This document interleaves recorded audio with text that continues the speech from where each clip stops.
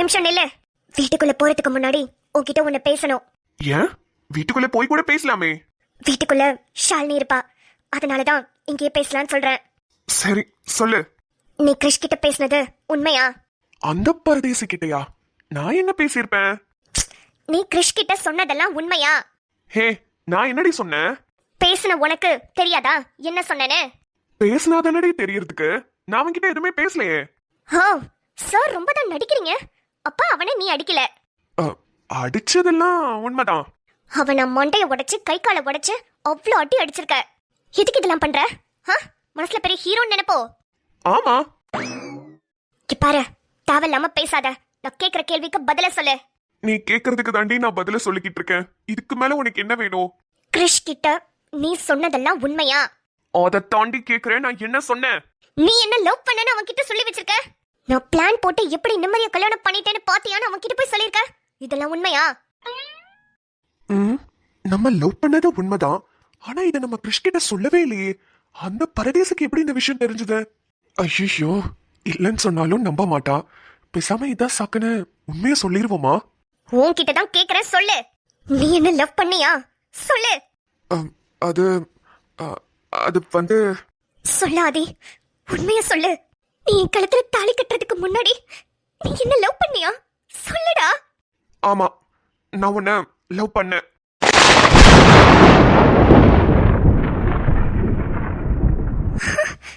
என்ன சொன்ன? கல்யாணத்துக்கு முன்னாடி நீ நீ என்ன லவ் பண்ணியா? ஆனா நம்ம ஃப்ரெண்ட்ஸா தானடா பழகிட்டு இருந்தோம். ஏய் இல்ல, அது அப்ப கிறிஷ் சொன்னதெல்லாம் உண்மைதான். நீ பிளான் பண்ணிடா என் கழுத்துல தாலி கட்டுறதுக்காக கண்மணி அதை எதுன்னு டிராமா பண்ணிருக்க. ஏய் லூசு, நான் உன்னை லவ் பண்ணது உண்மைதான். ஆனா கண்மணிலாம் நான் பண்ண டிராமா கிடையாது. வாய மூடு. என்ன நம்ப வச்சு எனக்கு துரோகம் பண்ணி என்ன ஏண்டா ஏமாத்தின? எனக்கு ஏண்டா துரோகம் பண்ண? நான் உன்னை ஃப்ரெண்டா தானடா நினைச்சு பேசினேன். ஆனா நீ என்ன ஃப்ரெண்டான பார்வையில பார்க்கவே இல்லைல்ல. ஐயோ நிம்மதி, நான் சொல்றத தயவு செஞ்சு கொஞ்சம் புரிஞ்சுக்கோ. என்ன என்ன புரிஞ்சுக்கணும்? நான் எவ்வளவு முட்டாளா இருந்திருக்கேன் பாத்தியா? உனக்காக நான் கிறிஷ் கிட்ட எவ்வளவு சண்டை போட்டிருக்கேன் தெரியுமா? அவன் அப்பையில இருந்து சொல்லிக்கிட்டே தான் இருந்தான்.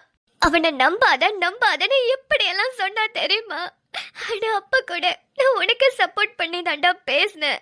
ஆனா நீ கடைசியில எனக்கு துரோகம் பண்ணிட்டல. ஐயோ நிம்மதி, கொஞ்ச நேரம் அமைதியா இரு. நான் சொல்றத கொஞ்சம் புரிஞ்சுக்க ட்ரை பண்ணு. இதுக்கு மேலயும் என்னடா புரிஞ்சுக்கணும்? இதுக்கு மேலயும் என்ன புரிஞ்சுக்கணும் சொல்லு. மனுஷனடா நீ எல்லாம். ஒரு பொண்ண ஒரு ஃப்ரெண்டா பார்க்க கூட உனக்கு தெரியாதா? அவன் அந்த விஷயத்த என்கிட்ட சொல்லும் போது கூட எனக்கு பெருசா அதுல நம்பிக்கையே இல்லடா. அவன் ஏதோ ஒரு விஷயத்த உளறிக்கிட்டு இருக்கான்னு தான் நினைச்சேன். ஆனா அப்ப கூட நான் உன்னை நம்பி இருக்கேன் பாத்தியா? நான் எவ்வளவு முட்டாளா இருந்திருக்கேன். என்ன நினைச்சா எனக்கே அசிங்கமா இருக்குடா.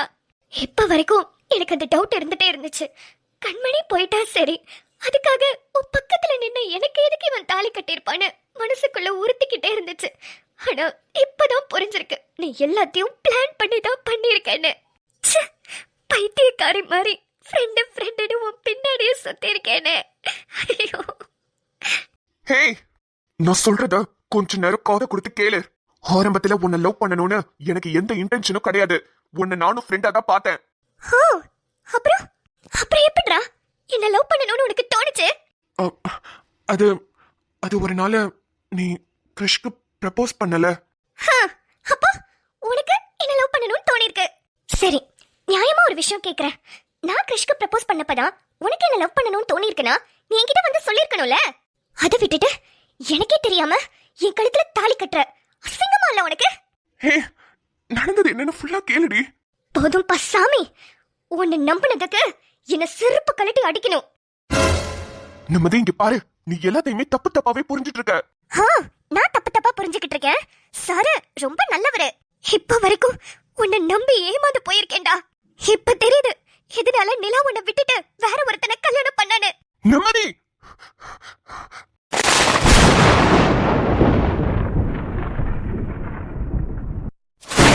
எதுக்கு இப்ப தேவையில்லாம என் பாஸ்ட பத்தி எல்லாம் பேசுற?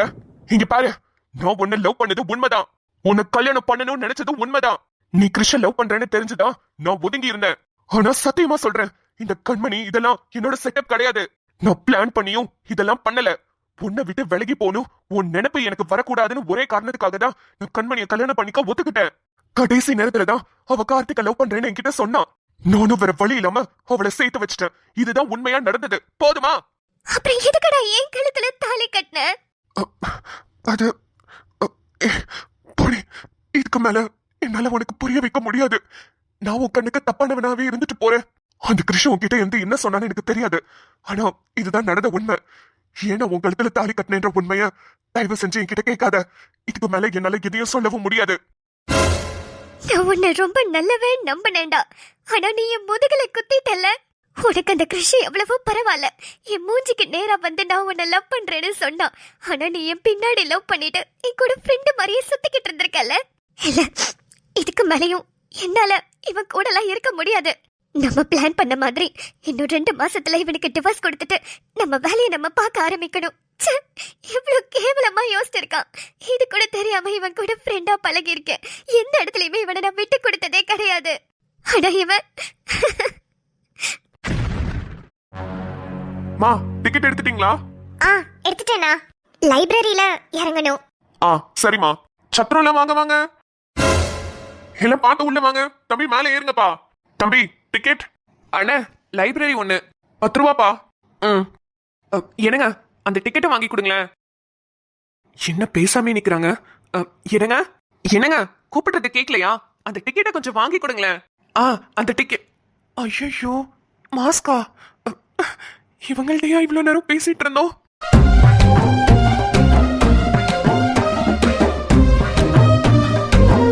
ஹலோ, நீங்க தானா அது? அதானே பார்த்தேன். 2 நாளா கண்ணிலே படலையே. சரி, மனுஷன் திருந்திட்டீங்கன்னு நினைச்சேன். ஆனா திருந்தவே இல்லல. ஐயோ, என்னங்க என்னென்னமோ சொல்லிட்டு இருக்கீங்க? ஏங்க அப்படிலாம் ஒன்றும் இல்லைங்க. நான் எதிர்ச்சியா அந்த பஸ்ல ஏறினேங்க. அப்பன்னு பார்த்து நீங்க நிக்கிறீங்க. சத்தியமா நான் கீழே நின்னப்ப நீங்க நிக்கிறீங்கன்னு தெரிஞ்சா இந்த பஸ்லயே நான் ஏறி இருக்க மாட்டேங்க. தெரிஞ்சு ஏறிட்ட இதுல இவ்ளோ நியாயம் வேற பேசிட்டு இருக்கீங்களா? அது மட்டும் இல்லாம என்ன கைய தொட்டு வேற டிக்கெட் வாங்க சொல்றீங்க. ஏன், உங்களுக்கு கை கால் நல்லா தானே இருக்கு? இப்படி போய் டிக்கெட் வாங்குறது? ஐயோ இல்லங்க, பக்கத்துல வந்தா இடிச்சிருவேணும் தான் உங்களை கூப்பிட்டு வாங்க சொன்னேன். அங்க பாருங்க, கூட்டமா இருக்குல்ல, அப்புறம் எல்லாரும் மேலயும் விழுந்துற போறேன். அதுக்கு தாங்க வாங்க சொன்னேன். ஓ, இந்த பிளான் வேற இருக்கோ? அப்படியே நடந்து வந்தா உங்க மேலதான் அப்படியே எல்லாரும் வந்து விழுந்துருவாங்க. ஏங்க, உங்களுக்கே ஓவரா தெரியல? ஏங்க ஒரு பிளானும் இல்லங்க. தெரியாம உங்ககிட்ட டிக்கெட் வாங்க சொல்லிட்டேன், மன்னிச்சுக்கோங்க. இதுக்கப்புறம் உங்க பக்கத்துல கூட நான் தலை வச்சு படுக்க மாட்டேங்க. ரொம்ப சந்தோஷம். தம்பி இந்தாப்பா டிக்கெட்டு. என்ன, முன்னாடியே இங்க வந்து வாங்கியிருந்தீங்கன்னா இவ்ளோ பிரச்சனை வந்திருக்காதுல்ல. எனக்கு என்னப்பா தெரியும்? காசு கொடுத்து டிக்கெட் வாங்குறதுக்கு இந்த பொண்ணு இவ்வளவு பேசும் தெரிஞ்சா நான் முன்னாடியே இங்க வந்திருப்பேப்பா தம்பி. ஏற்கனவே நிறைய இடத்துல தப்பாவே மாட்டிக்கிட்டு இருக்கேன்னு தெரியாதனமா பஸ் எங்க வரும் நிக்கும் தான் கேட்டேன். அதுல இருந்து மாட்டின நானு இன்னைக்கு வரைக்கும் மாட்டிக்கிட்டு இருக்கேன். என்ன பண்றதோ தெரியல. சரிப்பா, சரி சரி, எதுக்கும் பார்த்து ஜாக்கிரதையா இருந்துக்கோப்பா. Ticket ticket ticket. ஆத்தி, என்ன இப்படி மறைக்கிறாங்க? நமக்கு எதுக்கு வம்பு? திரும்பிடுவோம். பொண்ணுங்க எங்கே போயிடக்கூடாது. ஃபாலோ பண்றதே இவங்களுக்குலாம் வேலையா போச்சு. ஆமா, இப்ப எங்க டிக்கெட் வாங்கினாரு? லைப்ரரிக்கு போச்சு. இப்ப நான் படிக்கிற இடத்துலயும் வந்து டிஸ்டர்ப் பண்ண வேண்டியது. ஷோ, இவருக்காக நான் லைப்ரரியை விட்டுட்டு ஹோட்டல்ல போய் படிக்க முடியும்? ஏப்பா கண்டக்டர், ஒரு நல்ல பாட்டா போட்டு விடுங்க. பேசாமல் 2 நெஞ்சும் பேசுதே, கண் பார்வை மெல்ல தூண்டில் வீசுதே.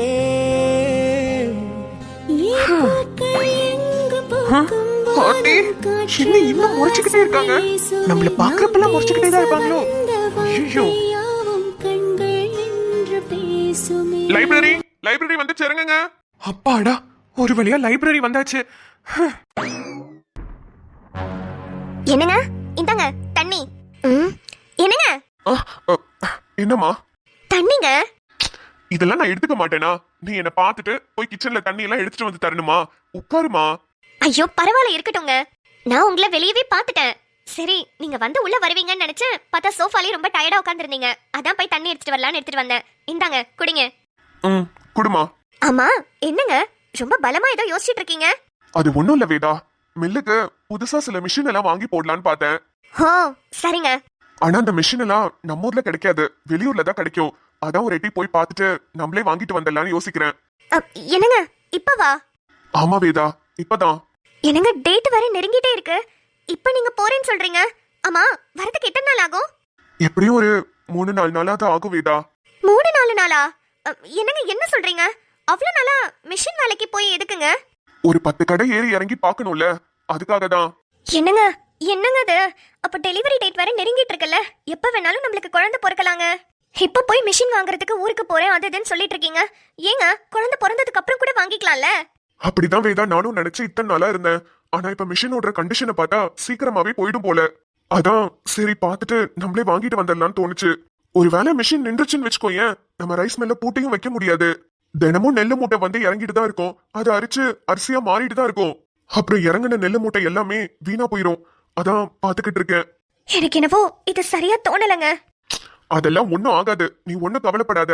நான் போயிட்டு சீக்கிரம் என்னால முடிஞ்சா வந்துருவேன். சரி, எப்போ கிளம்புறீங்க? நாளைக்கு நைட்டு கிளம்புறேமா. இங்க பாரு வேதா, நீ ஒண்ணும் பயப்படாத. அப்படியே நான் என்னால வர முடியலனா கூட இங்க வீட்டுல எத்தனை பேர் இருக்காங்க. ஆதி இருக்கான், பத்தாததுக்கு நிம்மதி வேற இருக்கு. அந்த புள்ள டாக்டருக்கு தானே படிக்குது. கூட அம்மா இருக்காங்க, தாத்தா இருக்காங்க, எத்தனை பேர் இருக்காங்க. எல்லாரும் உன்னை நல்லா பாத்துக்குவாங்க. நான் சீக்கிரமாவே வந்துருவேன். என் தங்கச்சி கூட இங்க தானே இருக்கா. இத்தனை பேர் உன்னை பாத்துக்க மாட்டாங்களா வேதா? எல்லாரும் இந்த வீட்ல தாங்க இருக்காங்க. ஆனா நீங்க இருக்கிற மாதிரி ஆகுமா? என்னங்க அது கடைசி நேரத்துல இப்படி பண்றீங்க? என்னாச்சு? நிம்மதி வா கண்ணு. முத்தண்ணே என்னாச்சு? ஏன் வேதாக்கா இப்படி பேசுறாங்க? அது ஒண்ணும் இல்ல கண்ணு, நான் மிஷின் வாங்குற விஷயமா வெளியூருக்கு போறேன். அத சொல்லிக்கிட்டு இருந்தேன். டெலிவரி டேட் நெருங்கிட்டு இருக்கு, இப்ப போய் வெளியூர் போறீங்கன்னு அவ என்ன திட்டிட்டு இருக்கா. ஓ கரெக்ட் தானே. அக்காவும் உங்களை தானே எதிர்பார்ப்பாங்க. யாருமே இல்லனாலும் நீங்க அந்த இடத்துல இருக்கணும். நீங்களே இல்லனா எப்படின்னு? புரியுதுமா, இருந்தாலும் அந்த மிஷினை கண்டிப்பா வாங்கி ஆகணும். வேற யாரும் போக முடியாதானே? நீங்க மட்டும் தான் போணுமா? ஆமாமா, எனக்கு மிஷின்ல கை வச்சு பழக்கம். அதனால நான் பார்த்தோன்னே கண்டுபிடிச்சிருவேன் எந்த மிஷின் நல்லா வேலை செய்யும்னு. அதான் நானே போயிட்டு வரலான்னு பாக்குறேன். அந்த மிஷின் வேலைலாம் 2 லட்சம் ரூபாய்க்கு மேல விக்குமா. அவ்வளவு காசை போட்டு சும்மா சாதாரணமா எடுத்துட முடியாதுல. ஓ அதுவும் கரெக்ட் தானே. அதான் நீங்க எல்லாம் இருக்கீங்கல்ல பாத்துப்பீங்கன்னு சொல்லிட்டு இருந்தேன். அவ ஒத்துக்க மாட்டேங்கிறா. அப்புறம் என்ன பண்றதுன்னு நீங்க பார்த்து போயிட்டு வாங்க, நாங்க எல்லாம் பாத்துக்கிறோம். ஹே என்ன நீ? நான் அவர் போவேனான்னு சொல்லிட்டு இருக்கேன், நீ என்னடானா பார்த்து போயிட்டு வாங்கன்னு சொல்லிட்டு இருக்க? இங்க பாரு, நான் என்ன ஒன்ன மாதிரி திடீர்னு தாலி கட்டிக்கிட்டு வந்தேன்னு நினைச்சிட்டு இருக்கியா? நாங்க பொண்ணெல்லாம் பார்த்து அழகா எனக்கும் அவரை பிடிச்சிருக்கு, அவருக்கும் என்ன பிடிச்சிருக்குன்னு சம்மதத்தோட தான் கல்யாணம் பண்ணிருக்கோம். உனக்கு என்னடி தெரியும் புருஷனை பத்தி பேச வந்துட்டா? வேதா, எதுக்கு இப்படி எல்லாம் பேசி அந்த பொண்ணை காயப்படுத்துற? நான் என்னங்க தப்பா சொல்லிட்டேன்? அவ என்ன பாத்துக்கறாளாமே, அதெல்லாம் ஒண்ணும் தேவை கிடையாது. காலையில நான் பேசின விஷயத்தெல்லாம் ஆதிக்கிட்ட போட்டு கொடுத்து அவன் என்கிட்ட வந்து திமிரா பேசி என்ன உன்கிட்ட மன்னிப்பு கேட்க வச்சான்ல, எனக்கு எவ்வளவு இருந்திருக்கும். இப்ப வந்து இவர் முன்னாடி அப்படியே நல்லவ வேஷம் போடுறா. இவளை பார்த்தாலே எனக்கு பிடிக்கவே மாட்டேங்குது. நீங்க சொல்றதும் கரெக்டு தான்க்கா. லவ்வே பண்ணாத ஒருத்தனை, என் முதுகுல குத்துன ஒருத்தனை, என்னை நம்ப வச்சு என் கழுத்தை அறுத்த ஒருத்தனை தான் இப்ப என் விதிப்படி நான் தாலி கட்டிட்டு வந்திருக்கேன். அதனாலதான் புருஷனா என்ன, குடும்பம்னா என்ன, வாழ்க்கைனா என்னன்னே தெரியாம ஏதோ ஒரு ஜடம் மாதிரி சுத்திக்கிட்டு இருக்கேன் இந்த வீட்டுக்குள்ள. எனக்கும் என்ன பண்றதுன்னே தெரியல. நீங்க அண்ணனை ஆசைப்பட்டுதான் கல்யாணம் பண்ணீங்க, அதனால அவர் வெளியூர் போறாரு, நீங்க அவரை மிஸ் பண்றீங்க. ஆனா எனக்கெல்லாம் அப்படி இல்லக்கா. என் வாழ்க்கையில என்ன நடக்குதுன்னு எனக்கே தெரியல. ஏதோ அது பாட்டுக்கு போகுது, அது பாட்டுக்கு இருக்கு. அதுபடி நானும் போறேன் வரேன், அவ்வளவுதான். நிம்மதி, என்னம்மா அவ பேசுறான்னு நீயும்? அக்கா ஒன்னும் இல்லாததெல்லாம் சொல்லலையேனா, இருக்கிறத தானே சொன்னாங்க.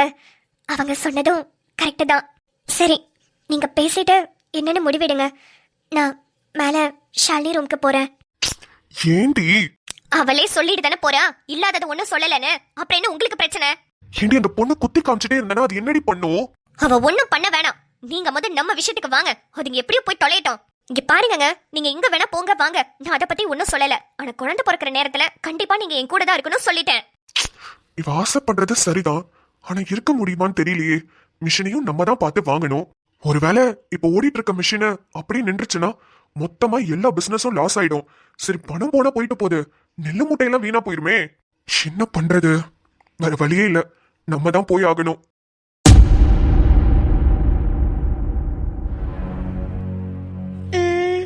நேத்து இந்த ரேக்ல தானே இந்த புக்கை வச்சோம், எங்க போச்சு? இந்த ப்ளூ கலர் புக்குக்கு பக்கத்துல தானே வச்சிருந்தோம். ஐயோ காணுமே. வீட்டுக்கு எடுத்துட்டே போயிருந்திருக்கலாம், யாரோ வந்து எடுத்துட்டாங்க.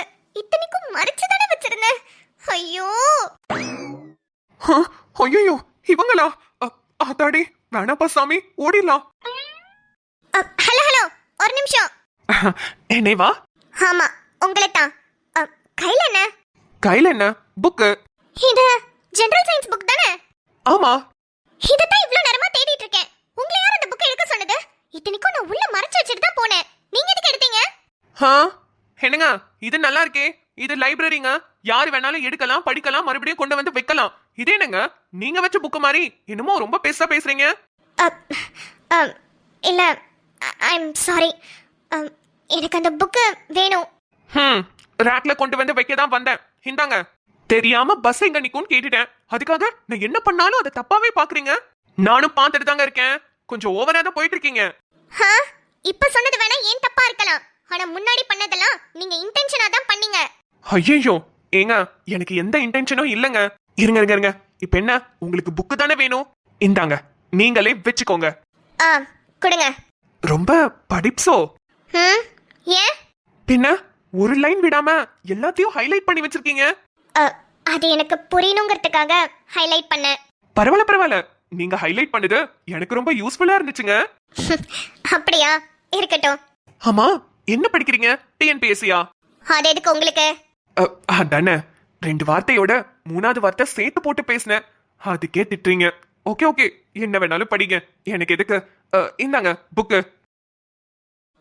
இப்ப எனக்கு வேண்டாம், அந்த லைன்லயே வச்சிருங்க, நான் அப்புறமா படிச்சுக்கிறேன். இதுக்கா இவ்ளோ அக்க போற? ஆத்தாடி. சரிங்க. ஆப்டிடியூட் புக் எங்க இருக்கு? ஐயோ, மேல ரேக்ல யாரோ வச்சிருக்காங்க. சரி, இப்போதைக்கு வேற எடுக்கணுமா? ஐயோ, எடுக்கவே முடியல. என்னங்க வச்சிட்டு? ஐயோ என்னங்க பண்றீங்க? என்னங்க?